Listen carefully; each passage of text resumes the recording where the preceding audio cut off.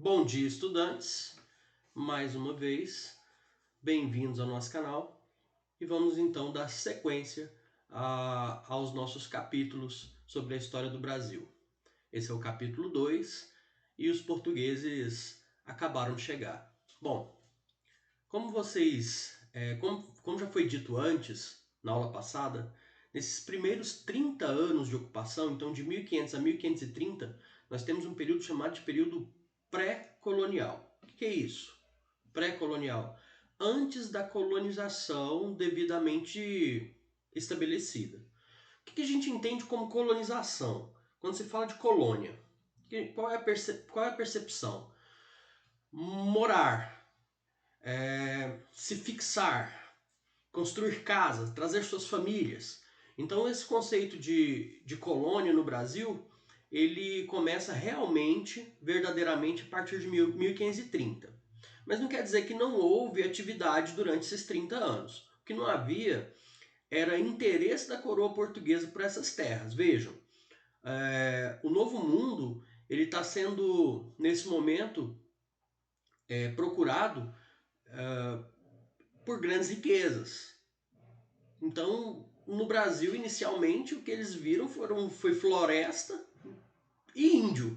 E índio que não usava ornamento de ouro como incas, maias e astecas. Não usava pedras preciosas. Pelo contrário, andavam completamente nus. Então, não há interesse da coroa portuguesa inicialmente pelo Brasil, acreditando que aqui não teriam grandes riquezas para explorar. Bom, como atividade nesses primeiros 30 anos, nós temos uma principal que na verdade foi a responsável pelo próprio nome dessas terras. Nós tivemos a exploração do pau-brasil, feita por esse personagem icônico da história brasileira, Fernando de Noronha. Acho que todo mundo conhece esse nome devido ao arquipélago de Fernando de Noronha, mas a história do próprio pouca gente conhece, poucos alunos se interessam. O fato é que nós tratamos em sala de aula, sim, durante 30 anos tivemos exploração do pau-brasil pela coroa portuguesa. Na verdade, não foi a coroa portuguesa que explorou o pau-brasil durante esses 30 anos. Na verdade, o Fernando de Noronha foi um dos maiores responsáveis pela exploração do pau-brasil nesse período. Ele que então é responsável por arrendar as terras brasileiras para fazer essa exploração. As terras que ele arrenda são terras no Nordeste. Na verdade, o Brasil se resumia a isso, né? Durante esses 30 anos, o Brasil se resumiu ao Nordeste brasileiro, algumas áreas. Muito pouco explorado e muito pouco conhecido até então. O índio brasileiro, através do escambo, acaba até trabalhando, em alguns casos, na exploração dessa madeira. É engraçado entender a percepção do índio brasileiro sobre essa exploração de madeira. Ele não entendia por que o português vinha de tão longe para cortar árvore. Né? Na cabeça dele, o que ele pensava? Será que não tem árvore lá na terra dele? Esses navios dele são feitos de madeira, então ficava essa dúvida. Por quê essa madeira? Na verdade, nós sabemos que o pau-brasil foi explorado devido à sua propriedade vermelha, à sua coloração vermelha, do qual principalmente era extraído tingimentos para tecidos. Bom, dando continuidade às descidas, que eram expedições principalmente, não só, mas principalmente oferecidas pelos jesuítas. Quem são os jesuítas? Bom, um grupo um grupo religioso da Igreja Católica, nomeado Companhia de Jesus e criado pelo padre Inácio de Loyola, também conhecidos como os jesuítas, aqueles padres que fazem parte da Companhia de Jesus, eles têm uma função específica, que é expandir a fé católica para o Novo Mundo e impedir a chegada do protestantismo. Então eles vêm para a América do Sul, eles vêm para a América Central, tentam entrar na América do Norte com um pouco de resistência, é claro, porque lá nós temos uma colonização protestante.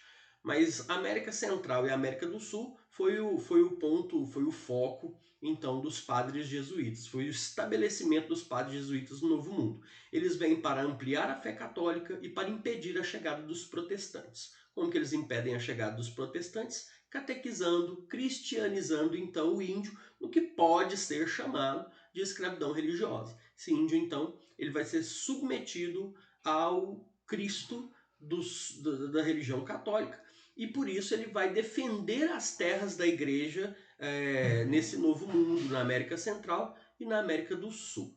Os jesuítas, essas descidas então, elas, como eu disse, não só eram dos jesuítas, mas também de mineradores, grupos de mineradores. Descendo pelos rios, eles acabam em 1530 encontrando vestígios de ouro no norte, do que seria o norte brasileiro.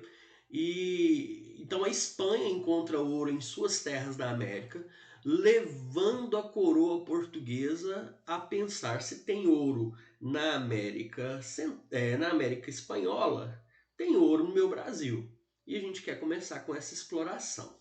Bom, essa exploração ela foi na verdade feita de duas formas. Nós temos as entradas e temos as bandeiras. Mas um pouco antes disso, vamos entender como que a coroa portuguesa conseguiu dinheiro, conseguiu verba para investir, para promover essas investidas em mineração no Brasil. Ela arrendou as suas terras inicialmente na Vila de São Vicente para a Holanda, São Paulo, Vila de São Vicente, São Paulo, para a Holanda, para que os holandeses então começassem lá com um cultivo de cana-de-açúcar. Foi nomeada a expedição de Martim Afonso de Souza e ele encontra essas terras propícias para o cultivo de cana-de-açúcar na Vila de São Vicente, em São Paulo. Essas terras então são arrendadas para os holandeses. Com o dinheiro do arrendamento, então a coroa portuguesa investe nas entradas, expedições oficiais. Não vamos falar de produção canavieira nessa aula, pois o terceiro capítulo vai falar justamente da chegada dos escravos vindos da África. Então vamos englobar todas essas informações no capítulo 3. Continuando com as explorações, com a exploração mineral, falamos de entradas e bandeiras. 1530, para tentar organizar as suas terras e garantir a não perda dessas terras, o que a coroa portuguesa fez foi dividir o Brasil em capitanias hereditárias. O que é isso? Ele dividiu o Brasil que ele conhecia, vocês reparem no mapa que o Brasil que ele conhecia é o litoral brasileiro, né? Menos a região sul, então parte da região sul, sudeste e nordeste. E ali nós tínhamos as capitanias hereditárias. O interior brasileiro ainda não era explorado. O que são as capitanias hereditárias? São vastas áreas, chamadas de capitanias, e doadas a pessoas de confiança. O que essas pessoas de confiança tinham que fazer com suas vastas áreas? Colonizar, promover a colonização, trazer pessoas, gerar renda, gerar fluxo exploratório, trazer pessoas, colonizar. É claro que o sistema das capitanias hereditárias não funcionou. Porque é óbvio, o donatário, então aquele cara que recebe as terras, ele tem que ter muita grana para investir nessas terras para convencer as pessoas a virem. Não tinha nada de interessante, então esse cara tinha que ou encontrar ouro, ou formar lavoura, quer dizer, ele tinha que ter muita grana para beneficiar essa terra, para pré-beneficiar essa terra e convencer as pessoas da Europa a virem, convencer os portugueses a virem morar aqui. Ninguém quer morar no Brasil, gente. O Brasil ainda não é interessante em 1530, 1535. Isso não é legal, as pessoas não querem vir no Brasil. Então o sistema falha por quê? Por falta de investimento, por falta de capital. Os donatários, eles não têm dinheiro para investir nesse beneficiamento dessas terras para trazer então imigrantes. Eles não têm grana, o sistema das capitanias falha. Não funciona. São Vicente, São Paulo, funcionou. e Pernambuco funcionou. Mas por quê? Porque são dois donatários que já estavam estabelecidos nessas terras, que são Martim Afonso de Souza e Fernando de Noronha. Entradas e bandeiras. Então vamos lá. Entradas, que são as entradas, expedições oficiais oferecidas pela coroa portuguesa, soldados da coroa. Os soldados da coroa entram de forma legal e buscam o ouro. Quando eles encontram o ouro em determinada região, eles promovem o que a gente chama de corrida do ouro. Eles então espalham a notícia que há a notícia segura que há ouro naquela região para que os mineradores possam ocupar. Quem são os mineradores? Homens livres, brancos, proprietários de escravos que trabalham com mineração. Quem são os bandeirantes? Homens ilegais. Expedições, então, o bandeirismo são expedições ilegais, onde esses homens se consideram donos das terras, não pagando tributos nem para a coroa e muito menos respeitando os indígenas. Aliás, uma das formas de sustento dos bandeirantes era justamente o apresamento indígena, ele que era chamado negro da terra, fazendo com que a gente pense na palavra negro, que na verdade significava escravo. Então não era pela cor da pele, e sim pela condição social em que ele era colocado. Então eles chamavam o nosso índio negro da terra, que seria o quê? O escravo provindo da nossa terra. Muitos bandeirantes, eles se negavam à mineração e queriam mesmo viver de apresamento indígena, que eles achavam que era um negócio muito mais lucrativo do que perder seu tempo buscando ouro. Bom, de onde vêm os bandeirantes? Tudo começa, na verdade, com a miscigenação. Imagine que o filho do índio com o filho do europeu, quando ele atinge certa idade, ele não se reconhece em meio à tribo de indígenas e, por outro lado, a sociedade europeia não lhe reconhece como europeu. Então ele acaba chegando à conclusão que o dono de tudo é ele. Ele não é índio, ele não é europeu. O Brasil é meu, vou explorá-lo sem pagar tributos e sem respeito a ninguém. Nessa imagem a gente destaca o Domingos Velho, que foi um dos maiores bandeirantes do Brasil e inclusive responsável por desmontar algumas remanescências de quilombo, como o Quilombo dos Palmares. Nessa imagem, trazendo um pouco aí já para a nossa história do nosso estado de Goiás, nós temos o Bartolomeu Bueno, o Anhanguera. Bartolomeu Bueno foi uma figura super importante para a história de Goiás, pois ele foi o responsável por iniciar a colonização em Goiás, na região da Serra Dourada. Ele é o responsável, então, por encontrar ouro em Goiás, quando contratado pela coroa portuguesa para estabelecer uma rota segura entre Mato Grosso e São Paulo. Esses bandeirantes, gente, eles faziam muito isso também. Eles acabavam que, em certo ponto da vida, eles queriam gastar o que eles juntaram. E gastar o que eles juntaram envolvia, por exemplo, o passeio à corte no Rio de Janeiro, onde estava implantado o centro político do Brasil, e quem sabe até viagens à Europa. Mas para que isso fosse possibilitado, esse cara tinha que ser um homem legal, ele não podia ser um fugitivo da coroa. Então muitas vezes o que acontecia era o bandeirismo de contrato, onde esses bandeirantes eram contratados pela coroa portuguesa para então desenvolver algo. Dentro desse algo, muitas coisas eram rotas seguras. Então, Bartolomeu Bueno foi contratado para desenvolver uma rota segura entre São Paulo e Mato Grosso, e fazendo esse caminho, ele encontra ouro na região da Serra Dourada. O Bartolomeu Bueno, ele recebe o apelido de Oianguera, que quer dizer, na língua indígena, diabo velho. Como que ele ganha esse apelido? Bom, a forma em que ele encontrou para obrigar os índios os nativos, os índios goiáses, na região da Serra Dourada, a levá-lo até o ouro, foi justamente queimando cachaça em um copo e alegando para esses índios que era água. Esses índios não conheciam a cachaça e eles se espantam realmente e acreditam que ele está colocando fogo na água. Lembrem que as nossas sociedades indígenas são sociedades ribeirinhas, elas dependem do rio para tudo. Então, eles, com muito medo que ele colocasse fogo nos seus rios, acabam levando ele no Rio Vermelho, onde nós temos aí o início da exploração mineral no estado de Goiás. Serra Dourada não é essa imagem, Serra Dourada é essa imagem. Então essa é a Serra Dourada e recebe esse nome justamente pela quantidade de ouro que foi retirado durante o período colonial.